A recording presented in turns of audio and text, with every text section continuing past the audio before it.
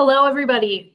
Thank you for joining us today. We have a great turnout and a very exciting topic with wonderful speakers. So we are thrilled that you've joined us. My name is Allison Helland. I am the Director of Research, Advocacy, and Advisor Engagement at MCF. And before we jump into things, I just wanted to thank all of you for the work that you do to advance the conversation around charitable giving with your clients, whether that be donors or colleagues or clients or communities. Anything that you do to advance the conversation around philanthropy really helps Madison become a more giving place. And so thank you for all of the things that you do to really move that forward. We're honored to participate in this conversation with you, and we love to work with clients to help meet their charitable goals.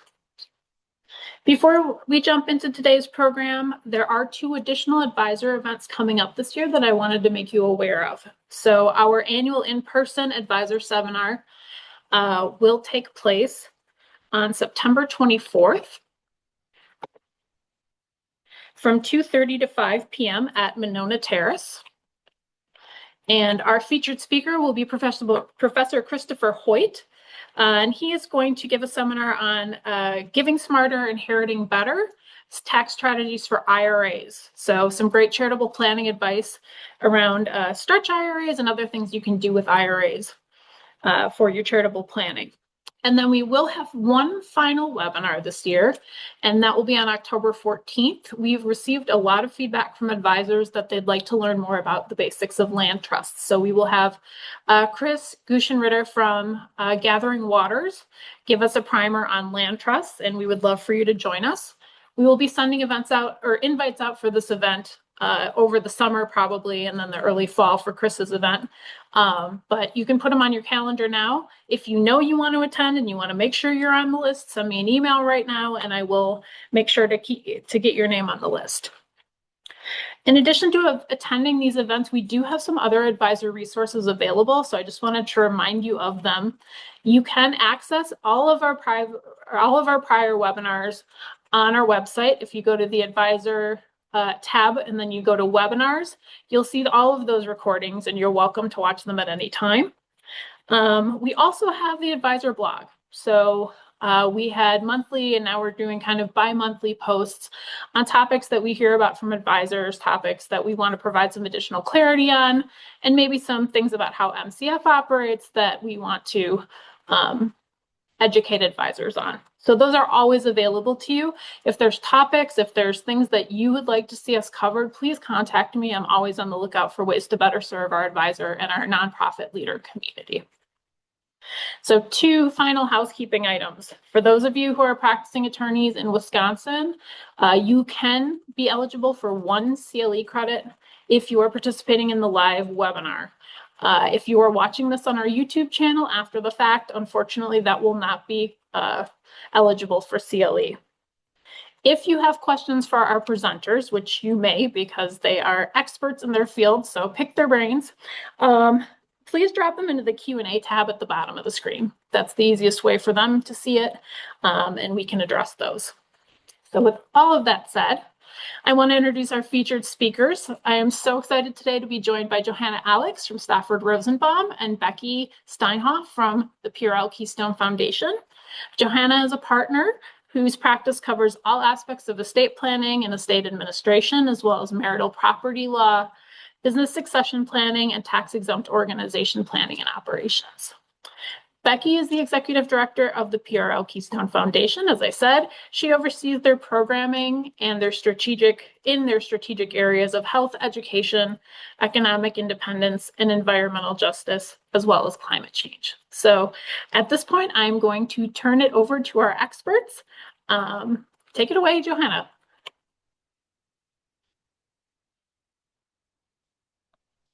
Oh, you're on mute. Sorry. Today we're going to cover just some foundation basics, and then we're going to go through some considerations in choosing private operation foundation status, talking about establishing a private operating foundation and what needs to be done in order to put one of these in place, and then managing a private operating foundation to achieve success, and then also finding the best option for your clients and for those clients where this sort of unique structure makes sense, it's a wonderful fit. Others may not be the best fit and might need to look at other options. So we'll go through that and then address any questions that you might have. So thank you. All right, so if you could advance and then, so foundation basics. Okay, so I thought it would be good just to start with difference between public charities and private foundations. It's a really basic idea that you all probably are familiar with, but I thought it'd be a good place to start today because I think it helps underscore then how unique private operating foundations are. Excuse me. So public charities are those that receive their financial support from multiple sources: gifts, grants, membership fees, exempt function or program service revenue are mostly the types of sources that they rely on for financial support. There's a term called one-third good money that you probably have also heard, where these organizations have to receive at least one-third of their revenue from these types of sources. They engage in active programs, actively provide services, actively hold events to further their exempt mission. And they're generally governed by a diverse independent board and an emphasis on independence. That's as opposed to private foundations. And I'm generally talking about private non-operating foundations, where the financial support comes in from very few sources, maybe a private individual, a family, a corporation, a trust, but not this wide variety of sources. And these tend to act as grant makers rather than those that run programs or operations to further their exempt mission.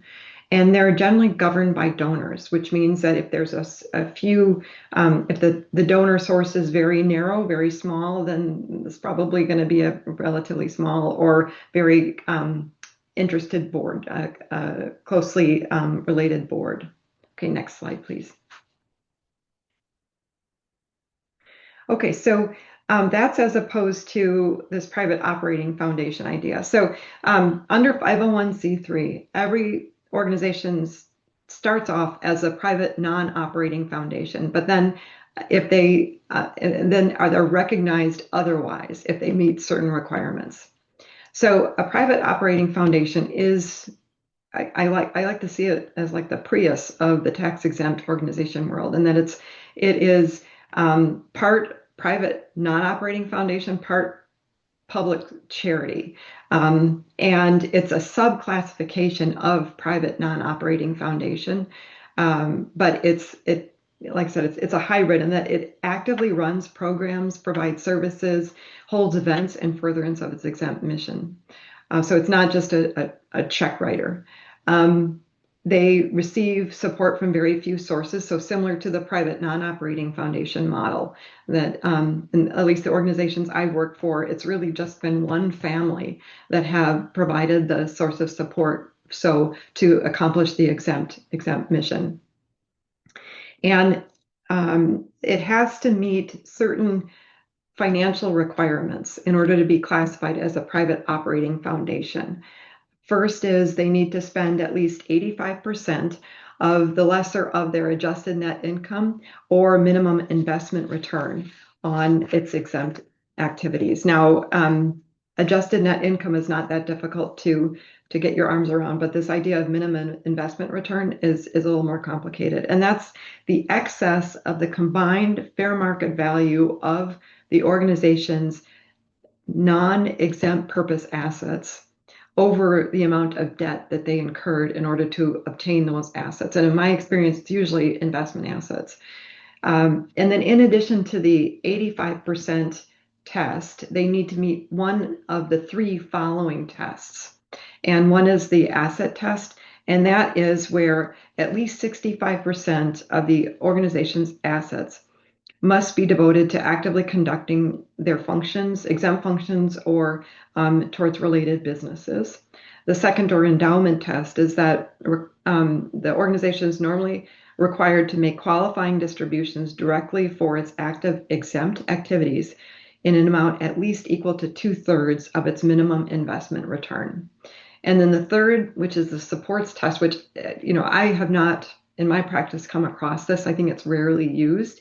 as the meeting this one of these three tests. It's a support test, which is at least 85% of the support must come from the public and at least 5 unrelated tax-exempt organizations. And I think, just as a practical matter, if you're relying on the support test to get in as a private operating foundation, it's probably not such a stretch to be looking at public charity because of the 1/3 good money requirement. And then, so I'm thinking, again, I've not had this, but I'm thinking that probably they may have a focus on this closely held decision-making body and wanting to keep it within a close circle of people. And that's why this private operating foundation, as opposed to public charity, might be a viable option to consider. But I have not come across this myself, but just wanted to raise that with you in case your clients have similar circumstances. Okay, next slide, please. Okay, so some considerations in choosing the private operating foundation status. Could you advance, please? Okay, what benefits does this type of entity provide? Well, it allows for a small interrelated group of decision makers. The decision-making body doesn't necessarily have to be independent, diverse. And so those members of a family or key people in a corporation can all sit on the board without causing a lot of consternation on the IRS's part. There's no public support requirement that's other than that supports test that, as I mentioned, is rarely used.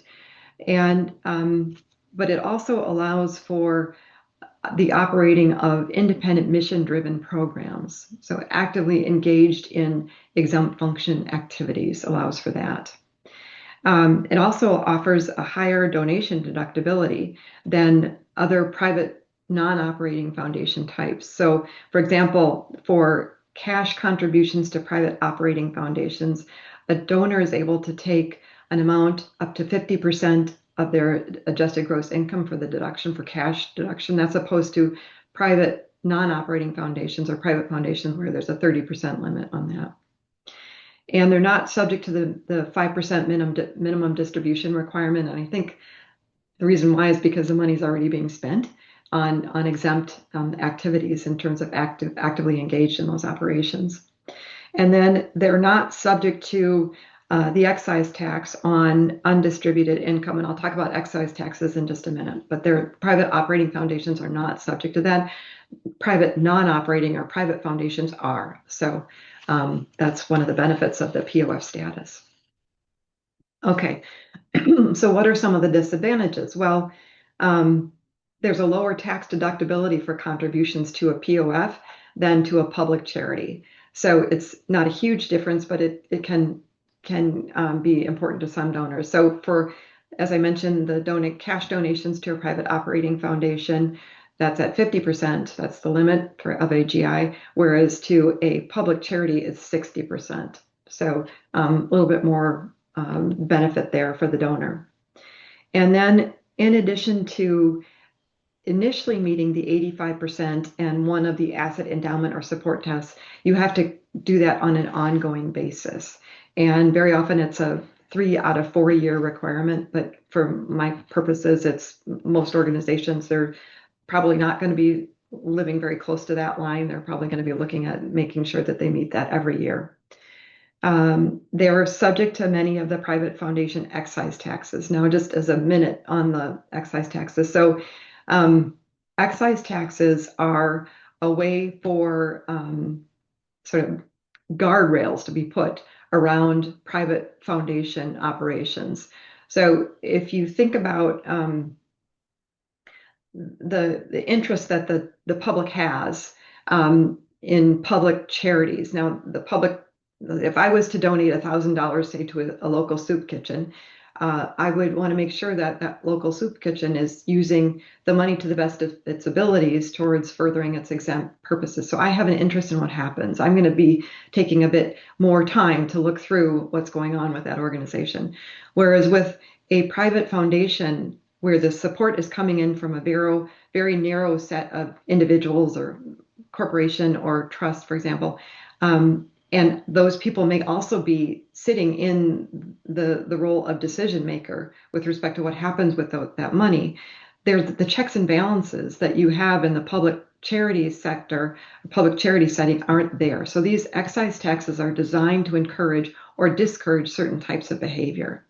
And so the types of behavior that they're designed to address is the acts of self-dealing. So preventing situations where the donors, the decision makers, are using the organization to further their own benefit.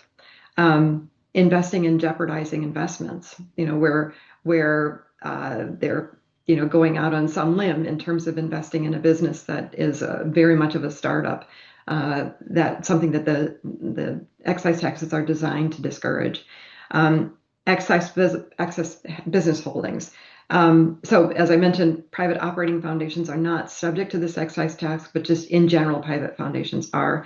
And then also certain expenditures, they're considered taxable expenditures, which can include grants to individuals or grants to non-charitable organizations, or also can trigger the excise tax. And again, it's designed to encourage or discourage certain types of behavior. So similar to other parts of the Internal Revenue Code, which are really behavior generating or helping to shape things in our society. Excise taxes are the same way, and it can get quite expensive for the organization if they continue to engage in that behavior, and can also result in loss of tax exempt status. So want to avoid that. So private operating foundations are subject to some of these excise taxes. In my experience, the self-dealing ones are the most problematic. And oftentimes it's because the decision makers aren't necessarily aware of the nuances of the self-dealing rules. And so get themselves into tricky spots and with best of intentions, but just not aware of how sensitive those relations are. In addition, and Becky will talk more about this with you, but there are obligations. It's running a business, and so there's expenditures that need to be incurred. There's budgets that need to be prepared. There's things that need to be done, just as you would with any business in operating this private operating foundation. So, could be a disadvantage for those that aren't really as enthused about operating a business. It could be a big disadvantage. Okay, so establishing a foundation, private operating foundation. Let's see, next slide. Thank you. All right, so I think it's important to define the organization's purpose and also what types of activities or operations will help you best to achieve those purposes. And then from there, determine the appropriate organizational structure and draft the organizational documents. So if it's a non-stock nonprofit corporation, you'll need articles of incorporation and bylaws. If it's a trust that you use, you'll need a trust agreement. Just as a word of caution, this is the purpose of this is to be an actively engaged organization. Things are going to be happening. Maybe people are going to be coming onto a property. You're going to be doing things. And if the non-stock nonprofit corporation offers limitation from liability, there's protection there, whereas the trust structure does not. And so I would think carefully about which structure might be appropriate for your client. I have certainly drafted enough charitable trusts, but those tend to be grant-making type trusts, not actively engaged trusts. So I veer towards the non-stock nonprofit corporation as a structural choice for this. And then once the organizational structure is arrived at and organizational documents are drafted, then also the internal governance documents are very important. Conflicts of interest policy, document retention and destruction policy, whistleblower policy, to name a few, are very, very good. And those are helpful in that they provide the roadmap for your decision makers. If they run into certain situations, it helps then decide how best to handle the issue that's in front of them at that moment, and also how to avoid certain issues with those documents. Okay, so next slide, please. All right, so then appointing the board members and the decision makers. Now because very often the donors will serve as at least the initial governing body. That might be something that's a non-issue.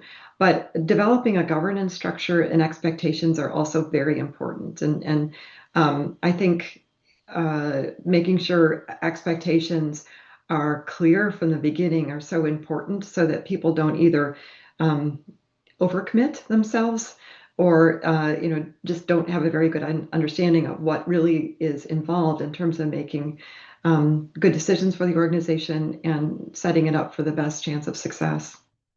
Then applying for an employer identification number is important, and then transferring funds or assets into the organization so that you have the resources, the organization has the resources that it needs to carry out its activities. And then submitting an application for tax exemption under Section 501c3. Now, this is done with IRS Form 1023. And back in the day, when I first started, it was all paper and filing it with the IRS that way. Now it's electronic. And at least at this point in time, you can't do the 1023 easy, the sort of truncated route towards being recognized as exempt. You need to do the full-blown 1023. And the IRS has really been trying to make inroads on its turnaround time for review. But it does take time. And just as another point of importance to mention at this point, they seem to me issuing for the full-blown 1023s requests for more information, at least one, maybe two requests per submission. And those always have a deadline. You can usually call the reviewing agent at the number that's listed on the notice and ask for more time, but please try to make every effort to make that deadline, submit the deadline. And I would actually, we've sent it in certified mail, but they also do fax, and there's a uploadable function now that you can do so you can track that you've submitted, but make every effort to make that deadline because it's not, they're overburdened, etc. So I think they're looking to move things off their desk if they can, and if they will close a file if you don't respond in time. So that's something to keep in mind. Okay. I think that's it. All right. Hi, everybody. I woke up this morning with either allergies or a little bit of a cold. So if I sneeze or cough, I apologize. Um, and I'm honored to be here because I'm not an expert, but I think what I can hopefully offer is sort of learning by the seat of my pants as I was brought into a um, new foundation that hadn't done a lot of the programmatic planning and getting systems in place. So I've been spending the first year or so of my new role with the PRL Keystone Foundation was really getting the house in order.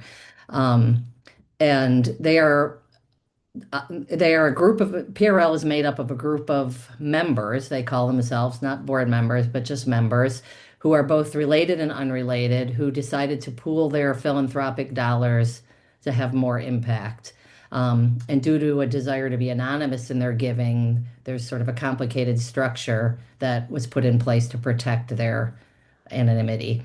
Um, and we provide rolling grants. And as Allison said, our focus areas are really around eliminating disparities for women and children in health, education, and income. And we also have a climate justice focus. We give out about $1.5 million annually through grants, and we are primarily operating on a trust-based philanthropy model, which I'll talk a little bit more in one of the next slides. Additionally, we run a pre-college and college scholarship program. So that's sort of our active, we have 36 pre-college and then college students that we support. And we have 2 FTEs devoted to that purpose. We also are moving into an advocacy role and have 1.5 staff devoted to advocacy work around increasing public dollars to improve outcomes for children and youth in the state of Wisconsin. And we meet quarterly and give out grants quarterly, but we do allow our partner agencies to let us know if they're under a tight deadline and need immediate consideration, and we will do our best to accommodate their deadlines as well. Um, and we chose this structure knowing it would require hiring program staff to build that operational infrastructure. It's more a hands-on model than a traditional grant-making foundation. And if advisors have clients who are passionate about a specific area and want to be part of building something, not just necessarily funding it, I think this private operating foundations are an excellent way to go. Next slide, please. Um, Next slide. Okay, thanks. Um, So about our governance and risk, PRL Keystone, we developed, as I said, everything after I started, conflict of interest policies, non-disclosure policies, investments, our grants distribution process and procedure. All of that happened after I came on board. And I would highly recommend having those guardrails in place early. It really does matter. It created a fair amount of complication and confusion and sometimes challenges in the early days of my employment, not having all those things in place and having everybody sort of on the same page, working towards the same goals. Um, in terms of our administration and operations, I mean, I feel like for the amount of work we do, we're a pretty lean staff. Um, although since I agreed to do this seminar, we have grown a little bit and added, I think, one and a half another FTE. But one thing we really thought about carefully are what functions we can handle in-house versus outsourcing, and really wanted to have the program expertise on our staff, knowing there are phenomenal attorneys like Joanna out there to provide legal support, accounting support, HR support, so that we were really concentrating on having the staff focused on the program expertise. Um, in our investment management, our investment objectives are tied pretty directly to our payout obligations. We do actually still work with a family office in that process. Our investment advisor structure a portfolio that supports long-term sustainability while meeting our annual program spending needs. We also have a strong socially responsible investment lens in our investment decisions, and we certainly have seen tremendous and nice growth over the last 5 years. Um, we've actually seen about a 45% growth in our portfolio, but we do also, in addition to our investment income, we also receive an annual CLAT, which is the members put together. So each of them are contributing annually, and that's set up for the next 30 years. So we are more or less giving out that CLAT every year and growing the foundation without. So the 5% is more or less that CLAT that comes in. Becky, can you Um, just quickly let people know what a CLAD is, just in case they don't? Am I limited? Maybe Joanna can jump on and help me if I She can don't get it jump in right. as well. Yeah. Because my understanding is it's a planned giving sort of legacy trust in a way that where the commitment is to fund it for a certain number of years. And it's Yeah. a vehicle to and it was set up by by some of the members, and then others as they have joined PRL have added to that CLAT. So the charitable lead annuity trust. Thank you. So what they do is the donor would create the trust and distribute assets into the trust, and the trust would have certain terms. And it's also called a split interest trust. So the first part of that trust, the timeline, would be payments out to PRL. It sounds like that's the way it was structured. And then at the end, I don't know what happens at the end after the term is done, but that'd be something that the donor would develop in terms of creating the trust agreement. But that's, I think, another really nice way of funding and a creative way of funding the private operating foundation, or the structure that exempt purpose activities, Becky, that you are advancing. We've been lucky to have fantastic legal advice through this process. Um, and thanks for adding that, Joanna, because as I said, my legal knowledge of any of this is very, very limited. Um, and our program guidelines, we did a strategic plan. We identified those priority areas I described. But but members have their favorite things. Sometimes they align beautifully, sometimes they're a little on the edge of that. So we really wanted to keep our definition quite broad to make sure that we weren't hamstringing the members and things that they might want to give to. It hasn't caused any problems to be that broad. So they, I think every investment they have made into the community fits somehow into that broad about health education and income for um, children and families. Um, and so one of the processes we have is we don't to help. We want to keep the process, and this is where trust-based philanthropy comes in. We want to keep the process for our community partners as simple as possible. They all work really hard running their programs and raising money. The last thing they need from their funding partners is onerous processes, applications, reporting. So we have an interest form online. I look at that. If I don't know them, I contact them, I learn a little more, and then I let them know, yeah, this looks like a good fit, or this might not be in the best fit, but here are some other ideas of places you can reach out to. And then we invite them to do the grant. The grant should not take more than 30 minutes to complete. Part of that process is I do go visit or have a virtual call with them, so I really understand what the organization is doing. And then once funded, I keep in touch with them. I read what they send me. We don't ask them for any reporting. We just rely on what I get, the questions I ask, my visits to the organizations so that they are left to do their jobs. If they're producing outcome reports and want to send them to me, I highly encourage it.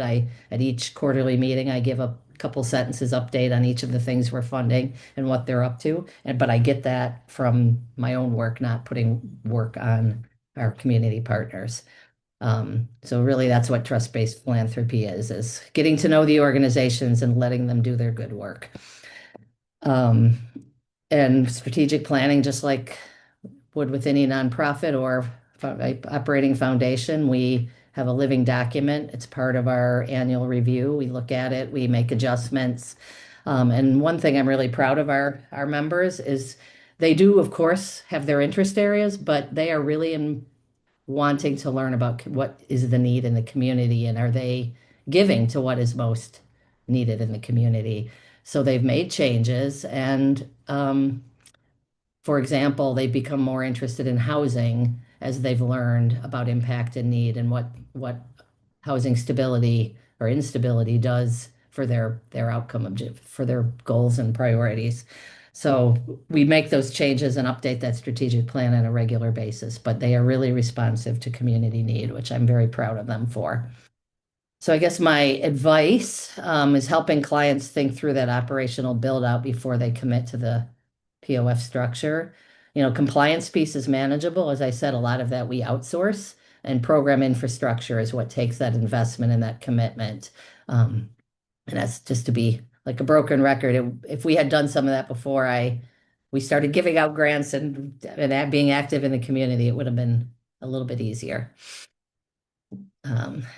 Next slides. You're up, Johanna. Okay, so as far as managing a private operating foundation, there are some ongoing legal and tax obligations. So as I mentioned before, that 85% test and one of the 3 asset endowment support tests needs to be met. And it's a rolling sort of 3 out of 4 years, but for most organizations, they're likely, if they're going to make it and keep on with their initial structure, they're probably going to make it each year. But it is something that needs to be addressed. And then avoiding activities that trigger the excise tax. As I mentioned, self-dealing tends to be the most sensitive area. And it's for the type of organizations I've worked with, they're not similar to what Becky is working within. It's more that there's a family and a large contribution, and oftentimes it's of a single asset, and they have to learn that their relationship with that asset needs to change. That if they're using it on a personal basis, they need to pay rent, things like that, and or just again, it's a learning curve, and that can take time and just an awareness, a sensitivity awareness to that, and patience. Um, and then the 990 PF needs to be filed every year. And there might be other federal and state filing requirements that need to be addressed, depending on the type of organization or a type of ongoing activities you have. And then the compliance with the corporate registration requirements. Again, I tend to work with organizations, and upon my advice, that are structured as non-stock nonprofit corporations. So there's the annual corporations report that needs to be filed with DFI. And then this is an operating business. It's a tax exempt organization. It's mission driven as opposed to shareholder profit driven, but it's an operating business. And so board meetings, quarterly or monthly, strategic plan that Becky mentioned, all of those things are very important and go to making a healthy organization.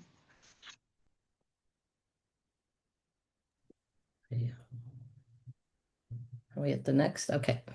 Um, so regarding program evaluation, that's just something that's not optional. It's how you demonstrate to your members and ultimately the IRS that your programs are achieving exempt purposes. And we use both qualitative and quantitative measures in that evaluation. And again, just reiterating that for us, it was critical that the evaluation process that we go through is not burdensome to our partner organizations. So, like I said, they are giving us what they've already produced, and I check in with them by phone or to get the information I need for that. And program modification is healthy. We've adjusted programs focus number of times as we've learned what in our community is working and isn't, and see the impact. And as I mentioned, our members have been getting more interested in housing as they've learned the incredible impact of sort of the housing first model and what that means for health, education, and income. Um, so having that POF structure gives you the flexibility to do those modifications. And strategic planning compliance, we do an annual member sort of retreat. It's virtual because they're around the country, but we review progress against that plan, but try to keep things nimble enough that we can change as the members see fit. Um, Investment policy compliance is something that I would flag as an easy thing that gets let slip in the beginning when you're focused on programs. So making sure that someone owns that responsibility explicitly. And for us, what we have is a family office that really makes sure that those investment policies, and we meet quarterly for that as well. Next slide.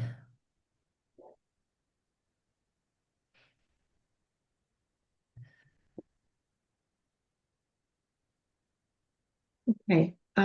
As far as which clients may benefit from a private operating foundation structure, well, donors who want to involve their family members or business associates in their foundation. As I mentioned, it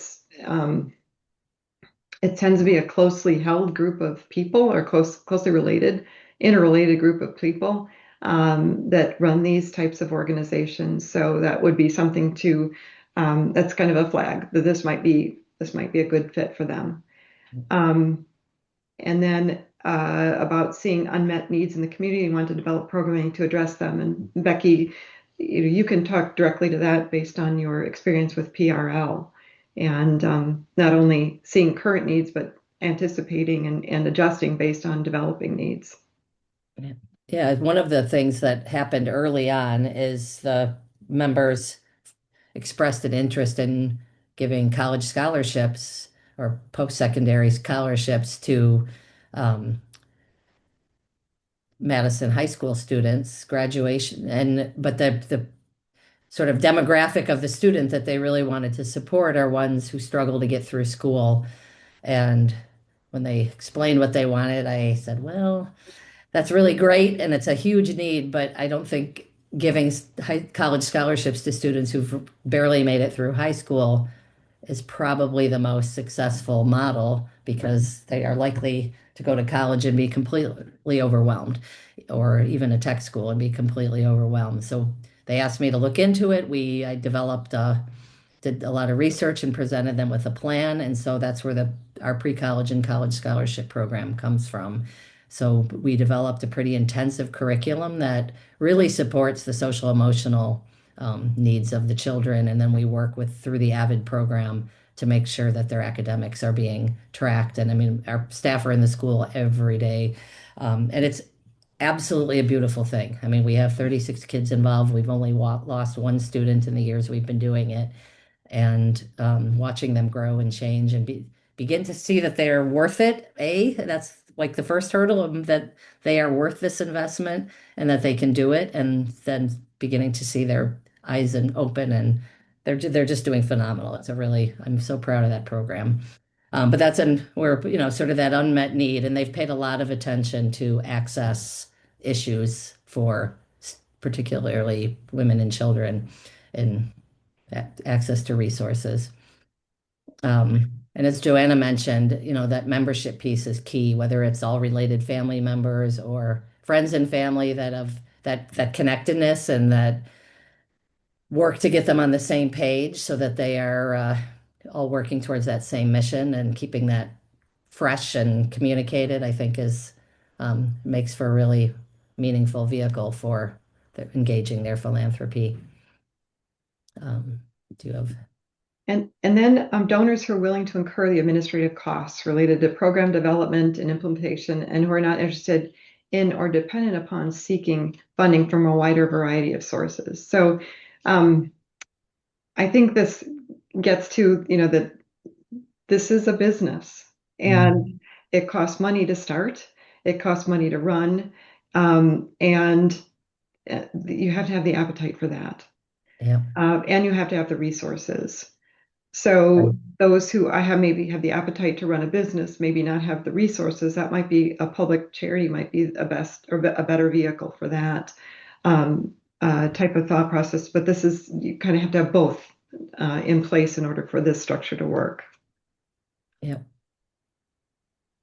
I would add and I don't know if this is normal, Johanna, but what are fourth characteristics? I think that donors, when entering into this, are entering into a partnership with the community and play a responsibility and some accountability for outcomes. At least that's my feeling. You're not just writing checks, you're supporting programming, you're actively involved in it. And so you have some responsibility for what the program produces and paying attention to impact and relevance in your community. When I started, there were things that members had been funding year after year after year. And not that they're not good things, but as they learn more, sort of developed sort of approach to the way they wanted to give and refine that, they realized that some of those things didn't quite fit, or maybe had less impact in some of the areas where they were moving into. So they've either reduced or stopped funding a lot of those original organizations that they used to just automatically give money to every year without discussion. Okay, next slide.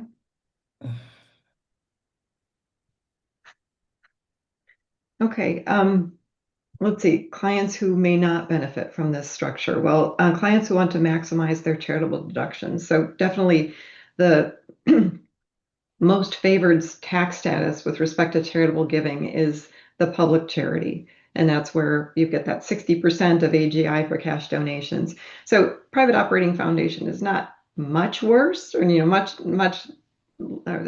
not, it's 50% as opposed to 60%. 10% is big, but it's not horrible. But if that's your goal, then maybe the public charity is a better place to put the money. And then also, I think that, there's other options. There's the public charity, just like the soup kitchen that I mentioned, but there's also donor advised funds. There's Madison Community Foundation, of course. So there are other options. So I think deductions are important, but they certainly, it's the tax tail wagging the dog. You don't want that to be the only reason for this, because it's probably not going to work out in the end. So. And I just want to reiterate that if a donor's primary motivation is tax efficiency, then whether it's a donor advised fund at MCF or maybe a better tool, because the this type of foundation is really more about impact and not about tax optimization, as Johanna already said. And then just that donors involved in a POF really need to be engaged with governance in a serious way. I mean, you do have members on a board, you do have compliance obligations, often you have staff. As Johanna has said several times, it's a real business, it's a real organization. You aren't just writing a check. But as I've also said, some of that compliance work can be hired, or at least you have somebody helping you stay on check, work with you to make sure you're meeting all of those. So somebody like you're a lawyers or a family office. Mhm. And then donors who want flexibility in supporting several unrelated charitable causes. And I know that Becky's group does make grants. She's been talking about that. So it's not necessarily a given that you're not going to be able to do that through a private operating foundation. But I would guess that those grants are all somewhat related to the mission, the central mission of PRL. So if you were interested in supporting a wide variety of, very different missions than the private operating foundation structure, in addition to all this other that we've been talking about, might not be the best structure for you. Right, right. If your donors prefer to give reactively, I guess, so like responding to disasters, matching gift campaigns that emerging needs, maybe the POF might be a little bit rigid. The program focus model requires planning, and um, but advice is to leave definitions broad so you can fund within a broad range. Sometimes it creates challenges in sorting through the grants because, when eliminating disparities in health education and income is giant. So we can figure out a way and then the climate change issues. So we can figure out how most things can fit within our mission, but it also, on the flip side, can create some interesting discussions about what you're funding and not funding. There are advantages to being very narrow in your focus as well. Okay, so next slide. Okay, final thoughts. Well, as I mentioned, I see this as the Prius of the tax exempt organization world, and that it's a nice middle ground between public charity and private non-operating foundation. It's unique.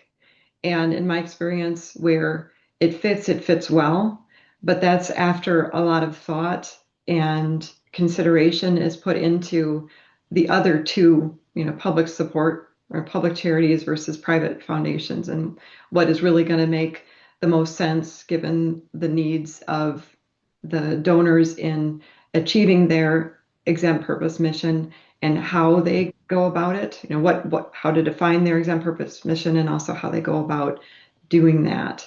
But like I said, when it works really well. So Yeah.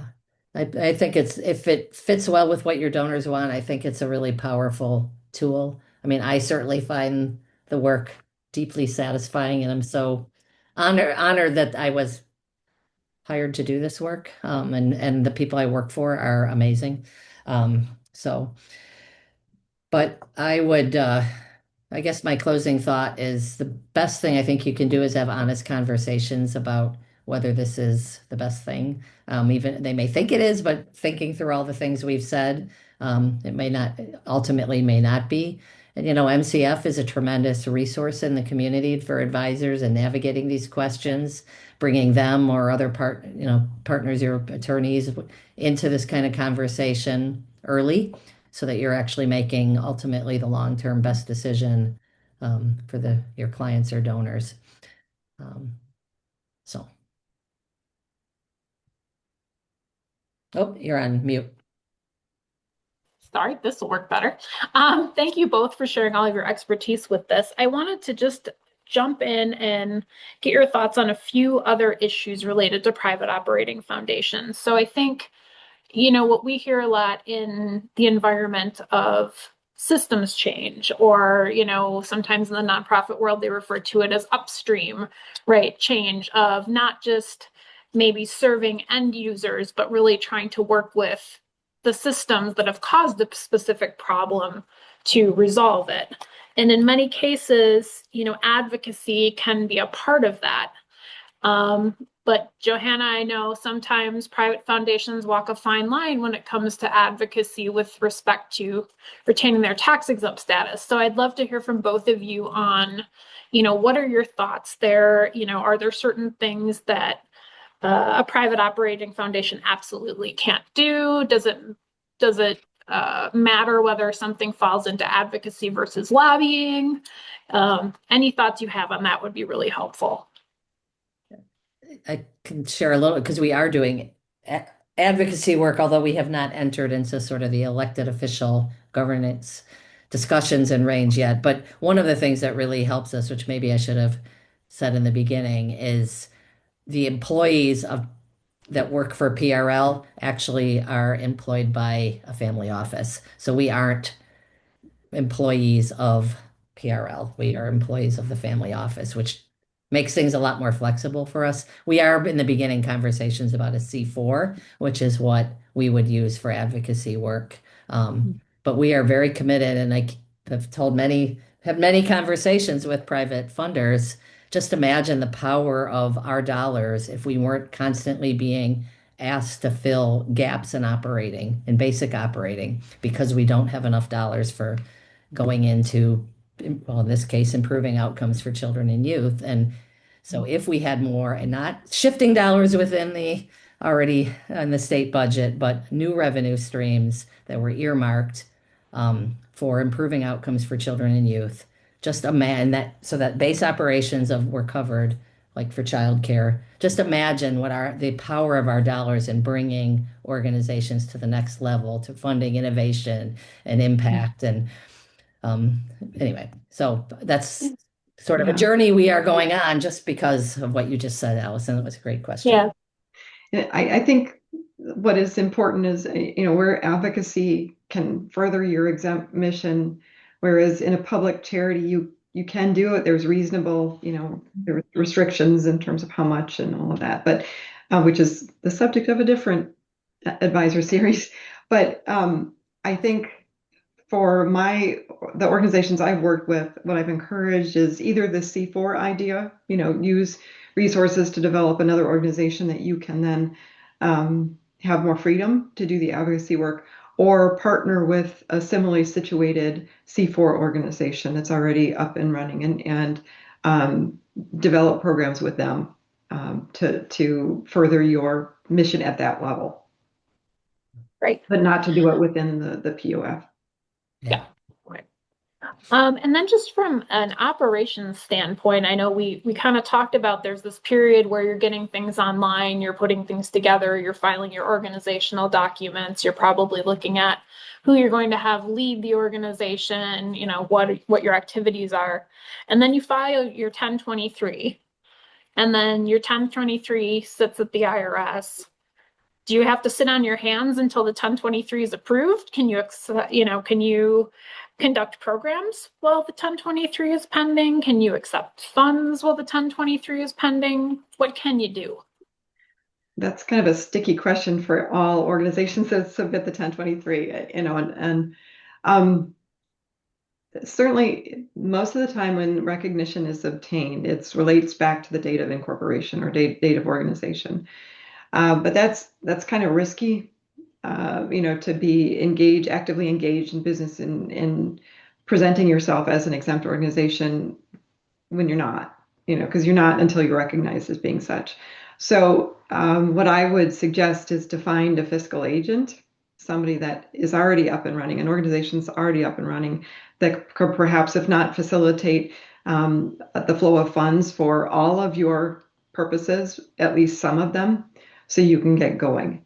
And there's usually an agreement that would be entered into between your agent and the organization, so that you can make sure that the funds, if they're contributed to the fiscal agent, that they're used for the purposes that you want them to be used for. So that's what I would suggest, rather than try to straddle and hope that you get the letter sooner rather than later. Right. That's exactly what we did. So there was a trust, there is a trust that was in place before PRL was in place. So we, in getting PRL up and going, we operated through that trust until we got things approved. But that limited, I mean, we couldn't start our scholarship or anything until after we got everything in place. Mhm. Got it. And then with respect to letters, Johanna, are you seeing any trends in what the IRS is coming back on as far as questions? Do you find that, are there certain areas where there tend to be more focus on the 1023, or is it just a Yeah. mix of everything and just varies by organization? So the last private operating foundation exemption application we submitted, they wanted more detail with respect to the exempt purpose activities and the relationship of the board members. So they did look at that, and they wanted to get a better sense of what was happening. Again, I mentioned about an asset being contributed and then the family's relationship with that asset needing to change, and just wanting some assurance that those changes were real, that the deeds had in fact been done, recorded, and in this case it was a land organization. But um, I've also seen where and this is kind of weird, it's the online submission of the 1023, and there's no place for a signature on this. It's, you type it in, whoever's signing the form types it in, and so they're coming back wanting an actual wet signature, and then misplacing that wet signature, and then so having to resend it. So I mean, there's that level, but then there's also more substantive. And I think with the more complicated applications like this 1023 for a private operating foundation, you're probably going to get more substantive type questions being asked. I think if I'm correct in my sort of summary of what's going on, I think that these types of applications are sent to people with more experience in reviewing, and so that the level of understanding is already better when they're looking at the application. So the questions tend to be more thoughtful, more focused, and making sure that this is really structured in a way that's going to achieve its purposes. Great. I did have a question I wanted to bounce off you guys. So, and this may be more of a Johanna question. What would you say would be the pros and cons of using a private operating foundation versus a charitable trust? Not a split interest trust, but just a charitable trust. Well, you've got the liability issue, that a trust does not have any liability protection for the decision makers. So that's something, there would need to be something addressed with it, maybe more insurance. I don't know. Or maybe the trust owns an LLC that does its, I don't know how much complexity needs to be added into that, but that's one of the big issues. And then often with trusts that are charitable trusts, we still operate somewhat like a non-stock corporate. I mean, there's a board or a committee of decision makers, and you have annual meetings and stuff. So you're operating, and again, I think that's because that's what good governance does. You need to meet frequently. You need to talk through things. You need to understand and be provided with information to make good decisions. So all of those things can be done within a trust structure, but you don't have the liability protection. Yeah, and that can be huge. Like you said, if you have operational programs happening and people are coming on premises and slipping and falling or whatever, Mhm. that can be a big issue. Um, well, that is actually all of the questions that I have. Thank you both so much for your time today. I really appreciate it. This has been a great conversation. We will send a link to this program out to everyone attending afterwards, and you will be able to find it after that on our website. But thank you again, Johanna and Becky, and thank all of you for attending, and have a great afternoon. You're welcome. It's been a lot of fun, and thank you, Becky. Okay. Oh, thank you. I learned some things. I took a couple notes while you were talking, Joanna. Love it. All right. Thank you. Take care, Bye. everyone.